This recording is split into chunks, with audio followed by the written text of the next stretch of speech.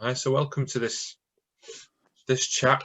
I don't know whether to call it a chat or an interview or just a discussion, because Callie have been brought together with Andy and Maggie to discuss something that's no doubt going to resonate with a lot of people. There's going to be some parts that are quite raw and quite honest. We've made a space that's very pure, and with there's no space for judgment. There's no opinions on what anyone else does or anyone else's experience. It's literally just a recollection of things we've been through. And I know, Andy, it was your wish to want to really speak about the effects of things like, mental health, GP, doctor, NHS intervention on that, different methods that you've experienced, and really where that's taken you, and how that's built you into what you are today, but also made you learn some lessons as well. And Maggie, you've kindly joined us as well through knowing Andy. So I don't know you, but I'm sure at the end of this, we're going to know a little bit more about each other. What would be amazing, I think, if Andy, we could just give you some space just to have a talk, and if we say maybe 10 minutes, that would be pre-agreed, and just to really go into some of the things that you want to share, because this video is all about getting the message out there for no other purpose than just awareness, and letting people know that actually, if you haven't had the space to talk about it, then there are spaces in which you can talk about it, and maybe just look a little bit further, or just look for some ways in which you can do that. So with that being said, I'll leave it over to you. Thanks so much, Matt, and lovely to be here with you both. And yeah, just picking up on what you're saying there, Matt, thank you so much for holding the space. And that's one of the things that I'm super passionate about is creating the conditions where we can safely tell our stories. So that's why I created Compassion Circles about 10 years ago now. Mm-hmm. So I wanted very directly to speak about the possibility. No, the actual, my understanding is that the doctors and the drugs nearly killed me. And I want to speak directly to that topic, really. Okay. But before I sort of begin to unpack that, I'm aware that that could be quite a sort of a incendiary or triggering thing for people to hear. The doctors and the drugs nearly killed me. So it's not a caveat, but it is a kind of an expression of compassion. I was just, what was coming up for me was compassion for the doctors in America who have the sales, mostly men, relentlessly selling them the latest drugs. And it's very, very intense. It's an industry. It's a very intense sales marketing industry. And it is no exaggeration to say that there are a group of people that sit down every year and invent new diagnoses for our human family. ADHD is a really good example. Borderline personality disorder. People have sat down in rooms and they've come up with forms of language, and then they've given that language to the pharmaceutical industry, who've then gone into laboratories to co-create drugs and they've literally built it in waves. So think about things like benzodiazepines, SSRIs, the antidepressants, the sleeping tablets, the antipsychotics. And if you notice, they all start with antidepressant, antipsychotic. So it's like it's not okay to be depressed and it's not okay to be psychotic. And that's very deliberate. So my own relationship to this reality is I'm a 52-year-old man. I'm very happily married with 2 grown-up children. I've been such a lucky man. I was loved as a child. I had no history of depression or anxiety or mental illness of any kind. And then I had a massive year at work in 2015. I had some things, I was attacked for the work that I do quite publicly online, and that affected me very deeply. And almost as a reaction to that, I turned up the dials on my work and got even busier. I put on 4 conferences without a budget. And I was really almost taken over by this project I've been involved in to make the world a kinder place. So I lost perspective, really. I was going through it as a result of this attack. I lost perspective. I was very busy. And it kind of culminated in this crash. You know, we put on a conference, everybody left, and I just almost couldn't get out of bed. I couldn't put one foot in front of the other. Sort of just no energy, total crash. So I went to the GP, and he was lovely. He was very compassionate, very caring. He said, if you still feel like this, come back and see me in a couple of weeks, but you just need to rest up. I felt awful. I couldn't really rest. I was very stressed. I couldn't sleep. I was feeling very embarrassed and kind of, I was having the shame reaction about this attack that had happened online, and that had been a major issue for me and my family, and we'd lost a lot of money in the business. So it was a trauma. It was traumatic. It was very intense. So I guess that's another important aspect of the story, is the online attack. It was cyberbullying, and it was concerted. It went on for 2 years. So my identity was really being attacked very publicly, and I had no control over it. I couldn't control it. So I was losing contracts, and yeah, it was very intense, and I felt like I'd let my family down. And so that was all in the mix. I went to the doctor, and I did go back 2 weeks later because I didn't feel any better, and my lovely wife came with me, and both felt I would benefit from a period of support from an antidepressant. And I was persuaded, this was just before Christmas 2016, to take the antidepressant, and the first 2 weeks were horrendous. I just felt wrong in my body. I just felt stressed and confused and frightened, and I was told that this is normal and it's going to take a while and that you'll adjust. And first I didn't want to eat, and then I couldn't stop eating. So I had these cravings to eat, and I couldn't fill myself up. I had these hunger cravings. And I think probably about 6 weeks later, I went back to the doctor and said, mate, this is not feeling good. So he said, we've probably not given you enough. We need to up the dose. And I was very vulnerable at the time. And I think my wife was very frightened as well by what I was going through. So I went with what the doctor was saying, and he was kind of educating me on what process I was going through, and that I could expect to feel calmer. It's now 2020, and I've been actively suicidal for much of the last 4 years, and I've had a extreme adverse reaction to a high dose of mirtazapine, 45 milligrams of mirtazapine, and I felt like I've gone mad. I'll wake up. I basically had this, my understanding, and I've had to do the research. I've had 60, I've worked it out, I've had 60 appointments with the psychiatric system, not with GPs, with psychiatrists, with psychologists, with nurses. I've been supported by a crisis team. I've been supported by 2 recovery teams. I've been to A&E 4 times. I've stayed for a week in a residential unit for actively suicidal people. I've been to Beachy Head twice. I've sat in a lay-by all day, determined to kill myself. I've been on 2 train platforms, about to jump in front of the next train. And right now I'm living away from family because there's so much trauma in the family that we can't deal with it together. So I've come away from family.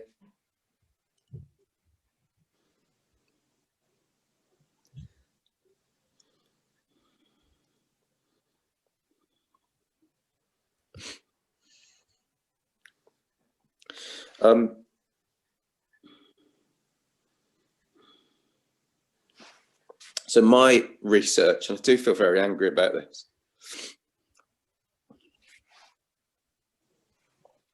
I had to do the research. My mum's a retired community psychiatric nurse, so she's been my carer this year. And she's got challenges of her own, you know. She's in her 70s, and Dad's facing some challenges there around aging. And so she's had to step in and be my carer, full-time carer. You know, I was in the crisis team every day in March and April because I was very suicidal. And I had to do the research to discover what had happened in my body, because what I've learned is that the drug companies have been suppressing the research on what I've been through for about 20 years. So what I went through, I mean, I was very fortunate to finally get a third opinion from a psychiatrist who was enlightened and direct, who's a world expert on bipolar. And his understanding is that there are now 9 recognized subtypes of bipolar, most of which don't require medication, most of which are a reaction to medication. So if you look it up, and there's not much online because the research has been suppressed, I've had a bipolar subtype 4 reaction to antidepressant medication, which creates the conditions where you have what's called rapid cycling bipolar. So it's no exaggeration to say that for 4 years, for most of the last 4 years, I would wake up one day feeling confident, connected, in touch with myself and my work and my values. And I'd have the thought, oh, it's gone. What a relief. And then I would live from that place. I'd be creative. I'd go out. I'd contact people. And then around 8, 9 at night, the feelings would start to overwhelm me again. And it was shame. It was confusion. It was distress. And I wouldn't sleep. And then I'd wake up the next morning wanting to kill myself. And the voice that was in my head is, come on, get on with it. You know you're going to do it. Don't keep me waiting. So it's been horrific. And there's no, Maggie knows this, we support other folks that are going through these matters, and there's no way to articulate it. You can't, I'm trying, but you can't articulate how frightening it is to live in a certain way in one's own skin with a certain disposition and a certain set of thoughts and ideas, and then to disintegrate to such a degree. So I just want to say that I hope we'll have an opportunity to talk about healing, because I have figured out some important things around this traumatic journey, which I'm not, you can see I'm upset. I'm not out of the woods yet. I'm still very upset by it and angry about it. But I just want to say that I don't blame the GP who put me on the antidepressant.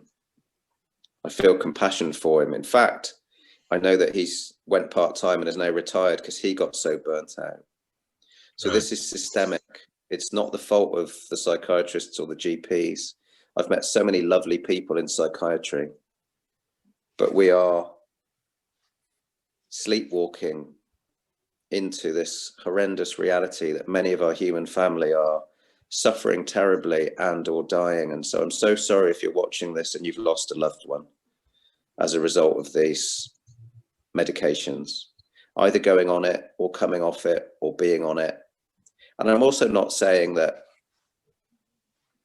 I've met people who've found great, particularly people with bipolar type 1 who found great help from medication. I have met some people who hear voices who swear by their medication. So it's not a complete anti anything, but we've got to be more enlightened about the danger of basically integrating trauma with chemistry, because that's what I was going through. I've got this traumatic experience I was describing. I've got other traumas in my life, and now I'm mixing it with these chemicals, and it's I take it from someone who knows it's incredibly hazardous.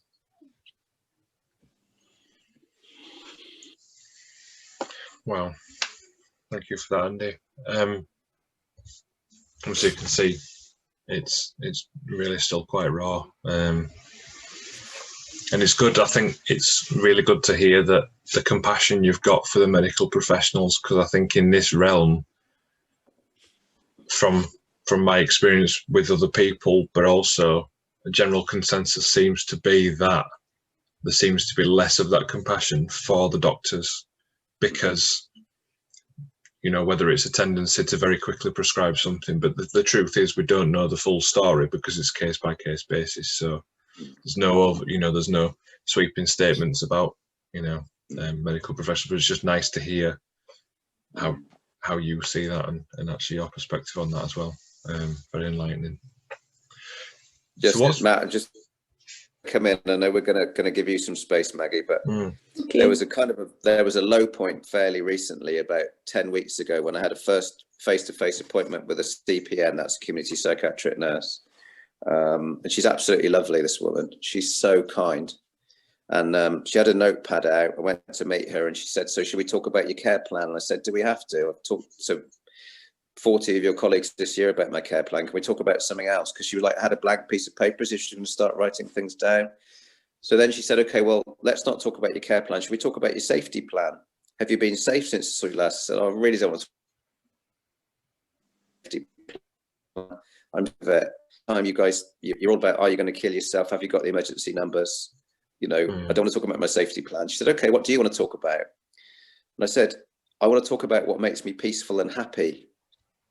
And then the low moment, but it was also the clarity moment. Okay, this system is not going to help you, was when she said, okay, Andy, I get that, but shall we scale it back a bit?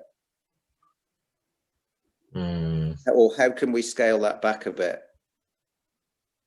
That's how broken the system is, that she couldn't stay with. I mean, that's such a great moment for a patient to say, I want to talk about being peaceful and happy. And there was so much in there that she could have been curious about. When was the last time you felt that? What's made you feel that in your life, etc. But what she actually said was, and again, I'm not judging her for it, because we're all a product of the system, right? Or every one of us, we're all affected by it.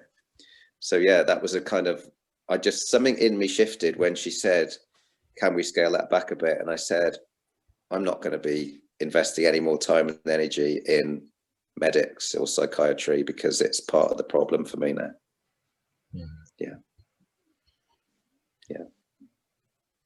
Thank you. Okay. What about yourself, Maggie? Wow. Well, my journey, I'm 75, and my journey of mental health, I was somebody who was very outgoing, mother of 4 kids, doing wonderful till I was 52. And I took a very dark depression, which took me into mental hospital, 3 suicide attempts, and totally, in hospital practically for a year and a half, in and out. And then I actually ended up with a psychotherapist that I paid for on my own. And I worked with him for 3 years to discover my brokenness, which I never thought I was broken. I never thought there was anything untoward wrong with me, And I discovered that I hadn't felt very loved as a child. I had been hooked into the drug approval. I'd learned very early I had to be a good girl to be loved. So anyway, for many years after that, I ran a successful bed and breakfast. I was doing great. I was totally drug-free. I thought I had done all my healing. And in 2017, I took another bad bout of depression. And I thought, I can't do this again. I can't do this illness again, because I knew how horrible it was. But what happened was, because of my age, I got put into an elderly psychiatric ward, and it was dire. It was terrible. There was no support whatsoever at all. The doctor, who was the psychiatrist, in the 3 weeks that I was admitted, I was seen 15 minutes in 3 weeks. Wow. And he came with his Costa coffee cup, sitting with his Costa coffee, drinking his coffee, not even really interested in me at all. And all he wanted to do was prescribe more medicine. So I was sent home to a psychiatric care team coming in. In the 2 years that I was ill, and remember, I tried to kill myself 3 times in this time, I saw the psychiatrist twice, and yet he was prescribing medication for me without seeing me, without really, all he was going on was what the psychiatric nurse had told him. And all they wanted to know was that, had Margaret got up out of bed, and had she showered, and is she upright, really? They weren't really interested. I mean, that was what the notes was, I had got up today. And I was very catatonic. I had no feelings. The drugs were prescribed, should never have been given to an elderly person. I was given lorazepam, which is, and it reads in the notes, not to be given to elderly. It affects your lungs by making your lungs not activate so much, not expand the same, to take the oxygen away from your brain. But I should never even have been given that drug because I have a lung problem. So it actually created more a problem for my lungs, which has now kind of made my lungs that I'm very, very struggling for breath. That's why I said to you, I'm breathing when I first said hello. Oh. and so my son, during the time I was ill, my youngest son asked for a meeting with a psychiatrist. And we went along, and my son, he's formed a family trust, and we're benefactors of that, so we can be supported by him. So he asked the psychiatrist, could he record the conversation? And it was only because he wanted to make sure he had covered all his points. And the psychiatrist agreed, okay, you can record me. And so my son had researched other ways for my healing. He had asked him about TMS therapy, which is transcranial magnetic therapy that seemingly has had good results. But you could only get it at that time in London on the NHS. And he also researched, but this time, believe it or not, I'd become a drug addict. I'd actually become so addicted to the lorazepam, which is equal, 4 milligrams of lorazepam is equal to 40 milligrams of diazepam. And I was having that daily. Wow. And I was also on 15 milligrams of zopiclone. And an elderly person should only be on 3.75 of zopiclone in the evening. I was on the maximum dose. And I was on mirtazapine. And anyway, my son said, my mother's a drug addict. We'd like her to go to a rehab place. And there is a hospital in Scotland that you can go to.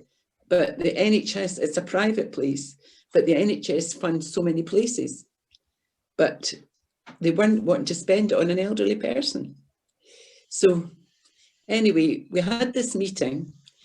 2 weeks later, I got a nasty letter from the psychiatrist telling me that my son and my husband can never come to another meeting with him. And if they did, they couldn't speak.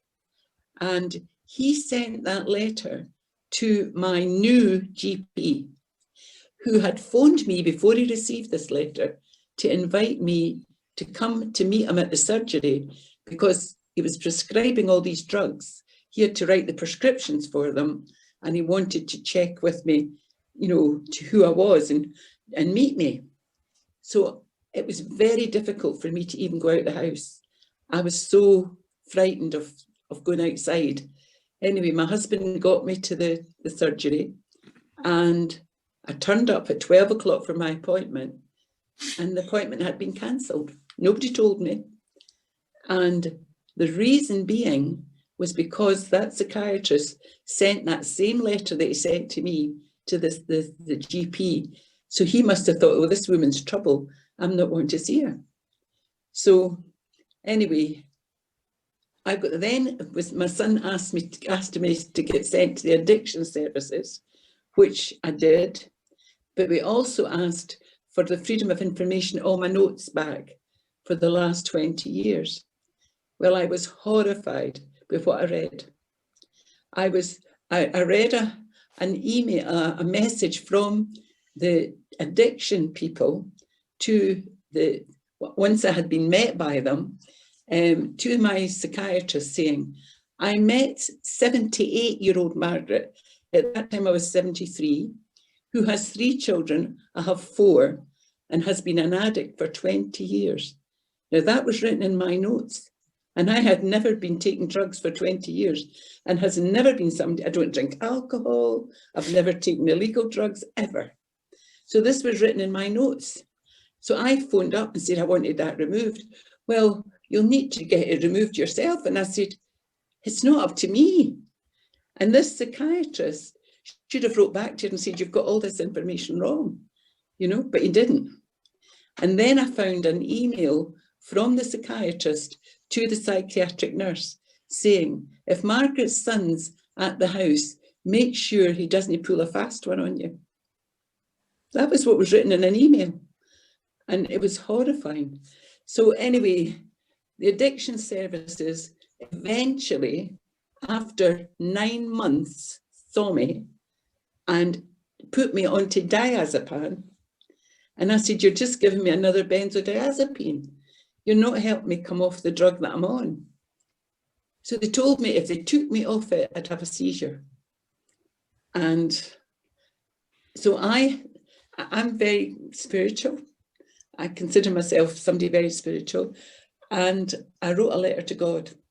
I sat down and I wrote this letter to God, and I poured out my heart. And I just said to God, I can't do this anymore. And I need your help. But also, I accept the journey, whatever it be, whether I heal or I don't. I accepted whatever was to be. So I wasn't asking, begging to get better, but that if it's God's will that I got better. Do you know, Matt, within 2 weeks, I was totally drug-free and my heart was singing again. Really? And I did it all myself with no help for the NHS whatsoever. I cancelled all my appointments with the addiction team. I took the diazepam and halved it and then stopped it.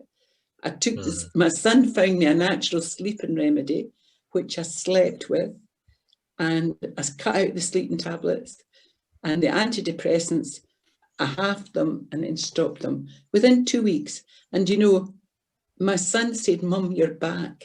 My eyes were sparkling again. The light was back in. But when I was in, well, it was horrible. And you know, I tried to electrocute myself. I tried to, I put my, this is how ridiculous. I put the sink full of water and I put my hairdryer on and I put my head in the sink and the hairdryer on and nothing happened. And I kept doing it and nothing. I got so distressed, I phoned Samaritans and spoke to this woman saying, I'm trying to kill myself and it's not working. And I think she didn't know what to say. Anyway, months later, after I got better, I told my husband what I did. And he says to me, Margaret, were you standing on the floor? I said, yes. He says, well, you hurt yourself. So, but you know, Matt, I'm very blessed that I've got a husband still at home who cared for me.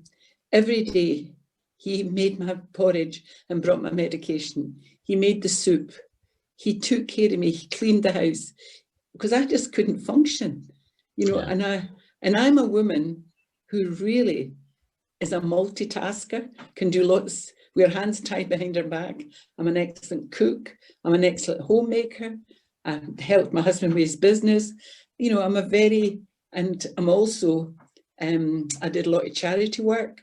I worked with Patch Adams, the American clown doctor in America and in China and Tibet. There's another story there. Wow. And I met up with them last year in America. We clowned again in San Francisco. And I thought it was 2002 when I clowned with Patch before.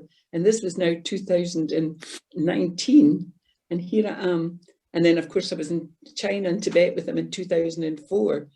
So I've done a lot of caring clowning. And I believe what I see mental illness, I don't like the word mental. I would say it's an emotional illness. It's your emotions. And I think that there needs to be, what I do is talk a lot openly about my own journey because I'm not ashamed of it. But I talk about it because I want to see change. I want to see more love and compassion in the care of people. I want to see people held with a lot of love and not just medicated.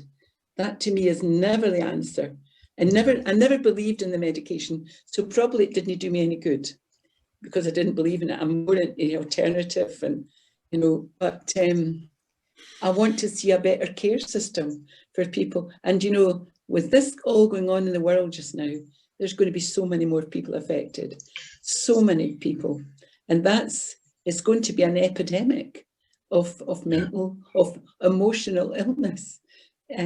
So my passion for whatever life I've got left on the planet is to to make a difference. And if I can, in any way, I've given talks on radio, I've been on television, I've put my neck out there, but I'm okay, you know. I just think, well, some people will like what I have to say and some won't, but I've no attachment to the outcome. No. So No, that's me. Thank you for sharing that. And I think on that same vein, some people will resonate, some people won't, but it's like anything. If you can resonate with one person and make a difference, that's job done. That's really all you could ever want. And if it's more than that one person, then that's even better as well. But I think just one thing when you said about the notes and how inaccurate things were, you know, you've got something systemic where there's either communication problems, or I know because my mum's a nurse, sometimes you've got issues where people are looking after so many people that just haven't got the time to write up proper notes. So it's not necessarily a personal incompetence or a personal or a thought-driven process. But also you've got a system that's almost scared of taking you off something in case it makes it worse. Or actually they'd rather still keep you on a course of something. There's almost a feeling of they'd rather keep you on something so they can they know the scope of where you're at, rather than try and advise coming back off of it. And I think that's very much dependent on the individual service or the individual GP and their experience on that. But when it culminates into something like that, I mean, it's incredible how inaccurate. And you described the Costa coffee cup, and you can just imagine. I just sat there imagining the whole situation, and the fact that you remember it was a Costa coffee cup means to me that you were there, but you weren't able to maybe completely be there and be the person that you are. I mean, there's going to be some strong things that we've spoken about already. I think it would be good for us to talk about some of the experiences we've had, and I'll come in as well, about ways to heal, or other things that we can maybe apply, or maybe we can think about and try as a first port of call. Or if there's anyone watching that knows anyone that's going through something else, or going through something similar, or even aware of anything, is there anything we can advise people try? I mean, what have you tried that's worked? I'll put that out to both of you, really. Well, one has to have enough space to pluck up the courage and find the support to face one's trauma. Exactly as you were describing, Maggie, with that 3 years of psychotherapy and looking at your own, what you called brokenness.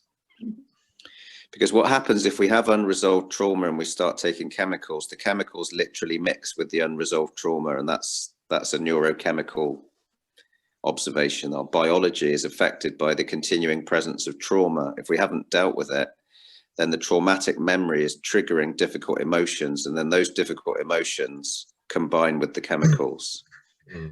So that's the first thing, is we have to deal with trauma. Now, there are many ways. The world is kind of waking up to trauma. Lots of the mental health services now talking about wanting to be trauma informed, which basically means, the most simple way of putting it is the difference between what's wrong with you to what happened to you.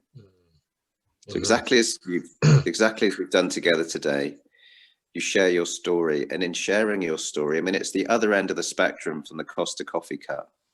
It's somebody that pulls up a chair and says, I'd love to hear your stories. Take as long as you need. Okay, was that chapter 1? Should we come back for chapter 2 next week if you feel like it?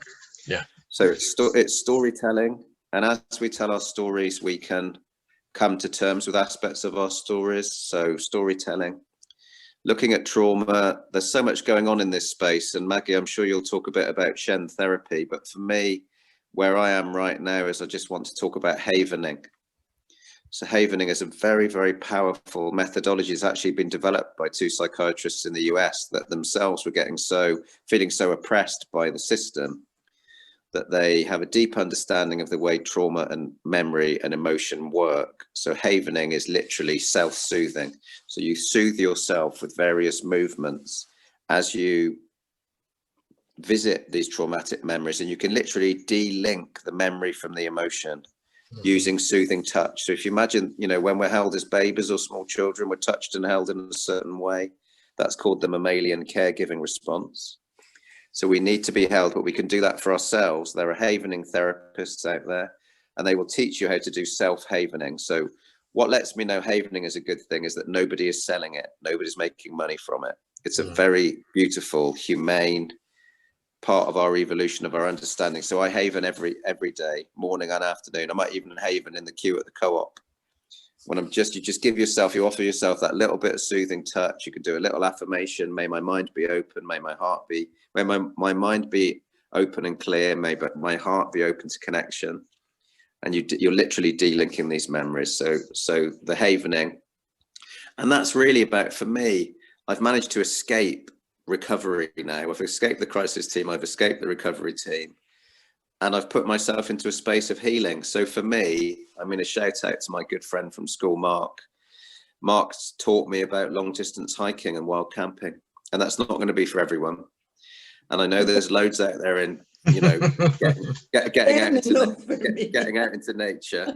There's loads about getting into nature, but for me, it's not just about being in nature, it's about being with nature. So you have to find a way to be with nature, whether that's bird watching for the first time in your life, whether that's lying on the ground under a big old oak tree, whether that's feeling the leaves in your hands. You actually have to get sense, you have to merge with it.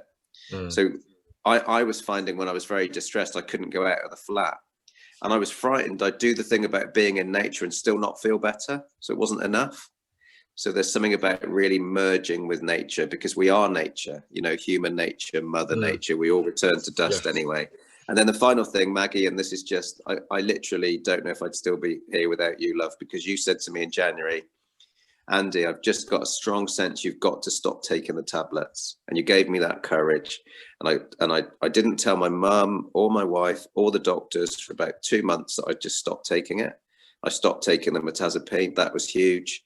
And then God has a bad name in my family. We won't go into that. So I wrote a letter to Odd. I suppose it's one alternative to a dog. Yeah, dear Odd. Dear Rod, I don't know who you are or what's going on, but I need your help, mate. And so I wrote a letter to Rod as well in January. So some of the things that helped me to heal, and it's ongoing. So now I'm out in nature every day, carrying a rucksack, getting some exercise. I've got my third home. I've built a shelter in the woods. I've got a fire pit right down by the river, and I go there most days. So that's been huge in terms of my healing. Yeah. I think for me, the psychotherapy was very, it was very wonderful, because the guy who I saw, he did union analyst. He only wanted to work with my dreams. So it was my unconscious. And sometimes I only had a snippet of the dream, but you've no idea how much it unfolded for me. And the realization, I was brought up Catholic, and I was brought up with a big thing about guilt and shame and going to the burning fire. So I was brought up fearing God, you know. And so all that, I realized that this little child was still there, and still as an adult was still very fearful. You know, I was very fearful. So after having all that therapy, I thought I was tickety-boo and had cleared everything. But there was another layer of the onion still to come. And it's like the power to face these things and be kind with yourself. And I started to run workshops called Celebrate Your Loveliness, because I believe, this is my belief, it's not everybody's, that everyone is beautiful, everyone. And sometimes their behavior isn't very nice, but the soul of them, the spirit, whatever you want to call it, is perfect and beautiful. And if people could just connect with that beautiful divine part of themselves, and I do meditation, and unlike Andy, I can't go gallivanting outside very much because I can hardly walk, but and I've watched so much Netflix, I'm sick to the sight of it. Yeah. But I really think that my passion now is to be available for anybody that needs somebody to listen, because that's all I can do is listen. Yeah. And actually be loving, hold them with a lot of love, see the beauty in them, help them to maybe see their own inner beauty.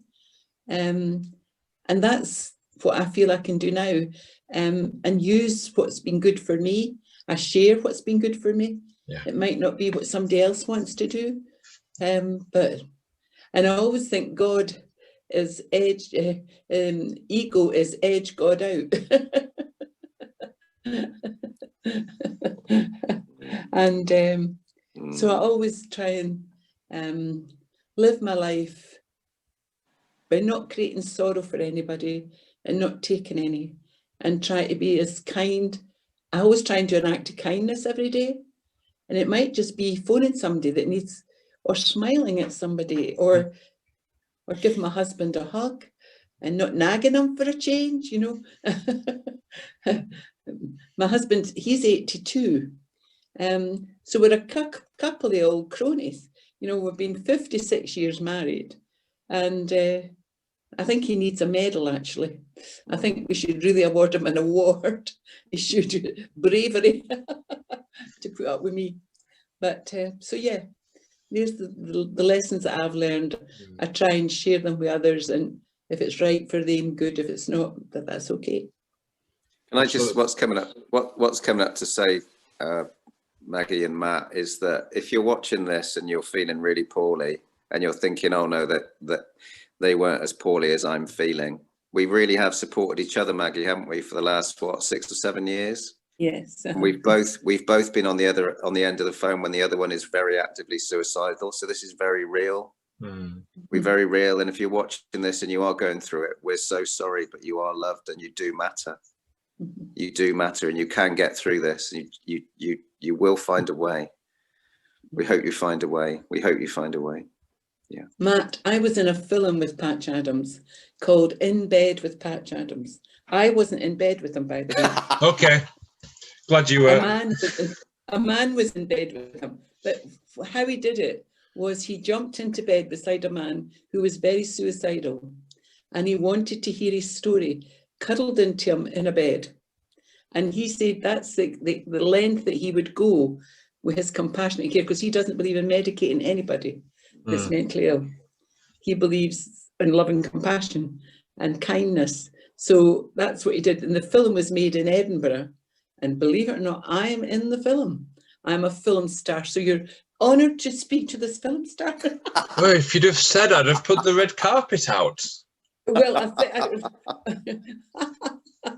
do you know, I got invited to San Francisco to be in another film with him, and I was telling everybody that I'm a film star now, and there'll be a stretched limousine, and I'll be in a 5-star hotel. It was an airport shuttle bus, and it was a motel. Matt, I've just got to. I'm so sorry, both of you, but I'm going to have to love you and leave you very shortly. I don't know if you guys want to carry on chatting. And I'm going to have to go in a second as well. But what I was going to say is something that strikes me as very clear from today is that old saying. Now I can't remember who said it, but we've got 2 ears and 1 mouth, so use them in that ratio. And just that listening and just giving somebody time can really, really make a difference, can it? Yeah, and I love hugs. So I'm sending you a big virtual hug. Ooh, there we go. And you want to. Ooh. There we go. We can feel it. Big hugs, team. Big hugs, Matt. What you're doing is amazing, mate. So grateful. So grateful. Just looking forward to continuing the conversation, mate, around doing it for me, around, you know, selflessness and selfishness and the myths that are out there. I think what you're doing is very profound, mate. I'm very grateful to have met you. And Maggie, you're just such a source of joy and love and humor and kindness, and your spirit is undimmed love. And I'm so grateful that we met each other in London all those years ago, that we sat next to each other in that spiritual space together. And I stroked your leg, didn't I? Did you know? Well, we didn't do we never got to in bed with Andy Bradley. Andy, you're too young for me. You know what, getting into bed with your old granny. Getting into bed with your mother, my God. Well, guys, it's been lovely talking to you, and I'm sure it won't be the last time. Take care. Lovely, Matt. Lots of Thanks love. both. Lots of love. Bye-bye. See you later.